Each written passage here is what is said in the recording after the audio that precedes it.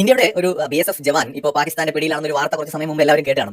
Comedy എന്താണെന്ന് വെച്ചാൽ ഈ വീഡിയോയുടെ കമന്റ് ബോക്സിൽ വന്നിട്ട് ഇന്ത്യ എന്താണൊന്നും ചെയ്യാത്തത്, കേറെ അടിക്കണ്ടേ, നമ്മുടെ പട്ടാളത്തിൽ അതാ പിടിച്ചിരിക്കുന്നു, നമ്മൾ ഒരു ഡയലോഗ് മാത്രമേ ഉള്ളൂ എന്നൊക്കെ പറഞ്ഞിട്ട് കുറെ കമന്റുകൾ ഉണ്ട്. എന്താണെന്നറിയോ, ഈ പാകിസ്ഥാൻ എന്തിനാണ് ഇന്ത്യയുടെ ഒരു BSF ഉദ്യോഗസ്ഥനെ അല്ലെങ്കിൽ ഒരു ജവാനെ കസ്റ്റഡിയിൽ എടുത്തത്?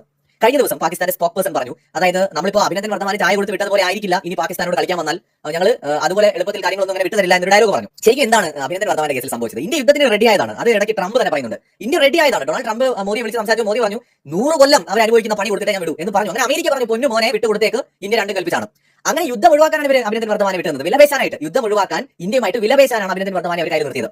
സമാനമായ രീതിയിൽ ഇപ്പൊ ഇന്ത്യ യുദ്ധത്തിലേക്ക് പോകുമെന്ന് അവർ ഭയപ്പെടുന്നു, ഇന്ത്യ ആക്രമിക്കുമെന്ന് അവർ ഭയപ്പെടുന്നു. അപ്പോൾ അതിന് ഇന്ത്യയുമായിട്ട് വിലപേശാൻ വേണ്ടിയിട്ട് എവിടെന്നെങ്കിലും ഒരു പട്ടാളക്കാരനെ പിടിക്കണം. ജമ്മു കാശ്മീരിലെ സൈനികരെയൊന്നും പോയി തൊടാൻ പറ്റില്ല, കാരണം അവർ ഫുൾ അലേർട്ടായി നിൽക്കുകയാണ്. അതേസമയത്ത് പഞ്ചാബിൽ നിന്നാണ് ഇദ്ദേഹത്തെ പിടിച്ചിരിക്കുന്നത്. ഇദ്ദേഹം ഒരു BSF ജവാനാണ്. പഞ്ചാബിൽ ഇത് സ്വാഭാവികമാണ്. അങ്ങോട്ട് ഇങ്ങോട്ട് അതിർത്തി കടന്ന് മാറിപ്പോൾ ഉടനെ തന്നെ ഒരു ഫ്ലാഗ് മീറ്റിംഗ് വിളിച്ച് അത് അപ്പോൾ അങ്ങോട്ട് ഇങ്ങോട്ട് കൈമാറും. പാകിസ്ഥാനിൽ ഇങ്ങോട്ട് വരും, ഇവിടെ അങ്ങോട്ട് പോകും. കാരണം അതിർത്തി എന്ന് പറയുമ്പോൾ അങ്ങനെയാണ് നിർണ്ണയിക്കപ്പെട്ടിരിക്കുന്നത്. അപ്പോൾ അതുകൊണ്ട് തന്നെ ചിലപ്പോൾ അങ്ങോട്ട് ഇങ്ങോട്ട് കൈപോകാം. ഇവിടെ ഇദ്ദേഹം ഇപ്പോൾ അതിർത്തി കടന്ന് കർഷകരുടെ കൂടെ ഇരിക്കുകയായിരുന്നു, വിശ്രമിക്കായിരുന്നു. അപ്പോൾ വന്നിട്ട് പാകിസ്ഥാൻ റേഞ്ചേഴ്സ് പിടിച്ചു എന്നാണ് നമുക്ക് മനസ്സിലാവുന്നത്. ഇത് പാകിസ്ഥാൻ വാർത്താ മാധ്യമങ്ങളിൽ വന്നതാണ്. ഇനി ഒത്തു കിട്ടിയപ്പോൾ റാഞ്ചി കൊണ്ട് പോയതാണോ എന്ന് അറിഞ്ഞൂടെ വിലപേശാൻ വേണ്ടി. ഇതെല്ലാം ചെയ്യുന്നതിന് ഒറ്റ കാര്യമേ ഉള്ളൂ, ഇവർക്ക് ഇന്ത്യയുമായിട്ട് വിലപേശണം. വേറെ ഒരു വഴിയില്ല. അവർ പേടിക്കുകയാണ്. നോക്കൂ, ഭയം കൊണ്ടാണ് അവർ ചെയ്യുന്നത്. കാരണം എന്താണെന്ന് വെച്ചാൽ ഇപ്പോൾ ഇസ്രായേൽ ഹമാസ് യുദ്ധം നമ്മൾ കണ്ടില്ലേ, അതേ രീതിയിൽ ഇസ്രായേൽ ഒന്നും നോക്കാതെ യുദ്ധം നടത്തി. എന്ന് വെച്ചാൽ കുട്ടികളോ സ്ത്രീകളോ മുതിർന്നവരോ വൃദ്ധരോ ആരും മരിച്ചു പോയാൽ ഒരു കുഴപ്പമില്ല എന്ന് പറഞ്ഞിട്ട് ഒരു ആക്രമണം ഇസ്രായേൽ ഹമാസിന് മേലെ നടത്തിയല്ലോ പലസ്തീനിൽ. ആ രീതിയിൽ യുദ്ധ നീതിയും ന്യായവും മര്യാദയും ഇല്ലാതെ അന്താരാഷ്ട്ര നിയമങ്ങളൊന്നും പാലിക്കാതെ ഇന്ത്യ പാകിസ്ഥാനോട് യുദ്ധം ചെയ്യണമെന്ന് വിചാരിച്ചാൽ 24 മണിക്കൂർ വേണ്ട. ഇവിടെ ആരൊക്കെ കമന്റ് ഇട്ട് ഞാൻ കണ്ടു, എന്തിനാണ് ബ്രഹ്മോസ് ഉണ്ടാക്കി വെച്ചിരിക്കുന്നത്, എന്തിനാണ് അത് ഇത് അഗ്നി മറ്റത് മറിച്ചത് ഉണ്ടാക്കി വെക്കുന്നത്. നോക്കും, നമുക്ക് ഇതെടുത്ത് അടിക്കാൻ എത്ര സമയം വേണമെന്ന് ആലോചിച്ച് നോക്ക്.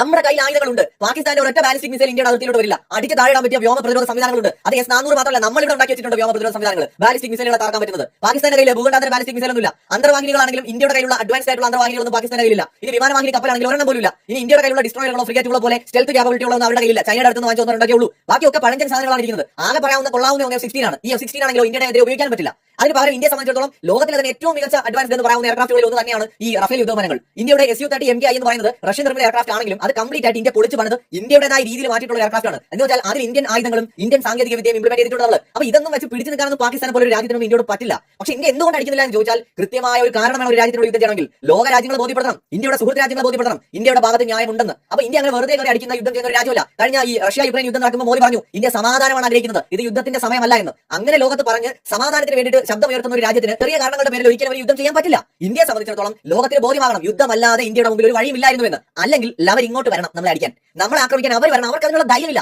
ഇന്ത്യയുടെ അന്താരാഷ്ട്ര നിലപാട് എന്താണെന്നും ഇന്ത്യ വളരെ നിയമങ്ങൾ പാലിക്കുന്ന ലോകത്തെ റെസ്പോൺസിബിൾ ആയിട്ടുള്ള ഒരു രാജ്യമാണെന്നും പാകിസ്ഥാൻ അറിയാം. അതുകൊണ്ടാണ് അവർ ഇങ്ങനെയുള്ള ഉഡായിപ്പ് പരിപാടികൾ എടുക്കുന്നത്. അതായത് അവർക്ക് അവരുടെ ആളുകളെ പറഞ്ഞു പറ്റിക്കണം. അതല്ലേ ഒരു ഇന്ത്യൻ സൈനികരെ ഞങ്ങൾ കസ്റ്റഡിയിൽ എടുത്തിരിക്കുന്നു എന്ന് വെച്ചാൽ ഇവർക്ക് അതേ പറ്റൂ. ഇന്ത്യയുമായിട്ട് ഫൈറ്റ് ചെയ്യാനുള്ള ധൈര്യമില്ല, ഇന്ത്യയുമായിട്ട് ബാർഗൻ ചെയ്യണം. നിങ്ങൾ ആലോചിക്കും, ഇല്ലെങ്കിൽ യുദ്ധത്തിന് മുമ്പ് ആരെങ്കിലും ഇങ്ങനെ കസ്റ്റഡിയിൽ ഒരു സൈനികരെ എടുത്ത് വെച്ചിട്ട് ബാർഗൻ ചെയ്യും? എപ്പോഴാണ് അങ്ങനെ ഒരു ബാർഗനിങ് വേണ്ടി വരുന്നത്? സ്വാഭാവികമായിട്ടും ദുർബലരാകുമ്പോൾ എന്റെ കയ്യിൽ വേറെ ഒന്നുമില്ല, അപ്പോൾ ഞാൻ എന്ത് ചെയ്യും? ഭീകരവാദികൾ ചെയ്യുന്ന കണ്ടിട്ടില്ലേ, ഇപ്പൊ ഏതെങ്കിലും ഒരു സ്ഥലത്ത് അവർ കാര്യം കൊടുക്കുന്നു, എന്നിട്ട് അവിടെ കുറച്ച് മനുഷ്യരെ പിടിച്ച് തോക്കിന്റെ മുമ്പിൽ നിർത്തും. എന്നിട്ട് പോലീസുകാരോടും പട്ടാളക്കാരോടും പറയും നിങ്ങൾ കാര്യം വന്നാൽ ഞാൻ ഇപ്പോൾ ഇയാളെ വിളിച്ചു കൊല്ലും. ഇതെന്തിനാണ്? ഭീകരവാദിക്ക് അറിയാം അത് ചെയ്തില്ല എന്നുണ്ടെങ്കിൽ പട്ടാളം പോലീസുകാരെ അടിച്ച് അവന്റെ കഥ കഴിക്കുമെന്നുള്ളത്. അപ്പൊ അതുകൊണ്ട് ഒരു കവചമായിട്ട് ഒരു മനുഷ്യനെ കവചമായി നിർത്തിയിട്ട് അവൻ വിലപേശുകയാണ്. കാരണം അവന്റെ കയ്യിൽ വേറെ ഒരു കുന്തമില്ല. ഇവിടെ പാകിസ്ഥാനും ചെയ്യുന്നതാണ്. ഇന്ത്യയുമായിട്ട് വിലപേശാനും മറ്റൊരു അഭിനന്ദൻ വർദ്ധമാനം അവർക്ക് വേണം. അതിനാണ് അവരിപ്പോൾ തപ്പിപ്പിടിച്ചൊരു BSF ജവാനെ കയ്യിലെടുത്തിരിക്കുന്നത്. ഇതോടുകൂടി ഒരു കാര്യം വ്യക്തമായി, പാകിസ്ഥാന്റെ കയ്യിൽ ഒരു പൊക്കയുമില്ല. സത്യസന്ധമായിട്ട് പറയുന്ന ഒരു കുന്തവുമില്ല. അവർക്ക് കോൺഫിഡൻസ് ഉണ്ടെങ്കിൽ അവർ ഈ പണിക്ക് നിൽക്കില്ല. ജസ്റ്റ് കോമൺ സെൻസ് കൊണ്ട് ചിന്തിച്ചാൽ മതി. അവർക്ക് കോൺഫിഡൻസ് ഇല്ല, ഇന്ത്യയുമായിട്ട് യുദ്ധം ചെയ്യാൻ പറ്റില്ല. അപ്പൊ ഇന്ത്യയുമായിട്ട് വിലപേശാനാണ് അവർ ചെയ്യുന്നത്. ഇനി മറ്റൊരു കാര്യം, ഇന്ത്യ ഈ സിന്ധു നദിയുടെ കരാർ ഇന്ത്യ റദ്ദാക്കി എന്ന് പറഞ്ഞില്ലേ, ഇത് പാകിസ്ഥാൻ ഒരു വലിയ യുദ്ധത്തിനേക്കാൾ വലിയ പ്രഹരമാണ്. ഇത്രയും കാലം ഇന്ത്യയും പാകിസ്ഥാനും തമ്മിൽ യുദ്ധം ഉണ്ടായിട്ട് പോലും ചെയ്യാത്തൊരു കാര്യമാണ് ഇന്ത്യ ഇപ്പോൾ ചെയ്തിരിക്കുന്നത്. അപ്പൊ എങ്ങനെയെങ്കിലും ഒക്കെ വിലപേശാനുള്ള ഒരു മാർഗ്ഗമാണിത്.